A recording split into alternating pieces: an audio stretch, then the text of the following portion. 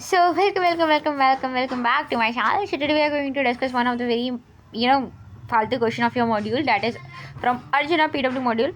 I'm also in 11th class, if you know. So what I do a lot of research on this particular question, and also as to my teacher. And today I'm going to tell you over this platform would be most probably not in mine words. It would be carry forward from different teachers. So yeah. So weightlessness experienced while orbiting the Earth spaceship is a result of. So when I first tried this particular question, what my answer would be zero gravity. As from very far, like from childhood, we have understood this particular thing, that if someone is not feeling any kind of attraction towards the floor, or you can say in cartoons also, like it is very depicting that if a person is flying in the air and not feeling any kind of attraction with the earth, so it is due to zero gravity. And this particular term is on our lips because we have listened it from very childhood already. That's why the zero gravity term should be the correct answer according to me.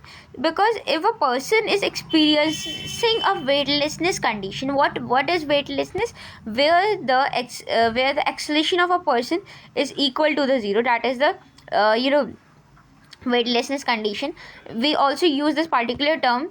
What happens when okay we all right. So I would जो भी मेरा answer था पहले, that would be zero gravity, ठीक है. But अभी बोलते बोलते ही आई गॉट टू नो कि हाँ, वेटलेसनेस कंडीशन होती क्या थी.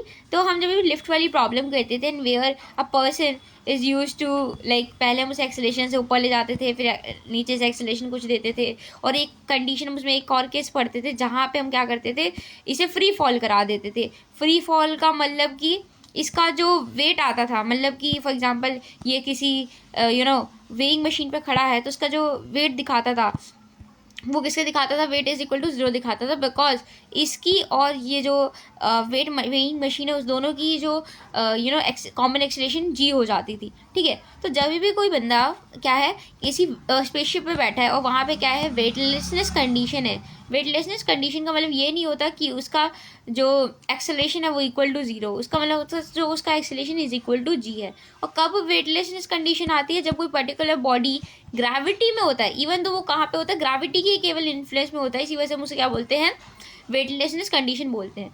तो जीरो ग्रेविटी तो इसका आंसर बिल्कुल भी नहीं होगा, ठीक है. जीरो ग्रेविटी तो इसका आंसर बिल्कुल भी नहीं होगा. मैंने खुद ही अपनी बात को कॉन्ट्राडिक्ट कर दिया एक लिफ्ट वाले एग्जाम्पल को सोच के. लाइक अब तो मुझे अपने टीचर्स का सॉल्यूशन बताने का मन नहीं कर रहा, because I got my own answer, ठीक है. तो बड़ा अच्छा लग रहा है मेरे को. So because free fall condition जब होती है तभी हम वेटलेसनेस की बात करते हैं. मतलब कि जब बॉडी क्या चल रही होती है, केवल और केवल किसके इन्फ्लुएंस में होती है, ग्रेविटी के इन्फ्लुएंस में होती है. तो जो यहाँ पे कॉन्ट्रोवर्शियल ऑप्शन मेरे को लग रहा था पहले, बट मुझे बताते इट्स ऑल अबाउट लक. तो मुझे आज बताते पता चल गया कि नहीं, जीरो ग्रेविटी कंडीशन तो हो ही नहीं सकती. बिकॉज वेटलेसनेस कंडीशन वही कंडीशन होती है जब बॉडी क्या होती है, किसके इन्फ्लुएंस में होती है, ग्रेविटी के इन्फ्लुएंस में होती है.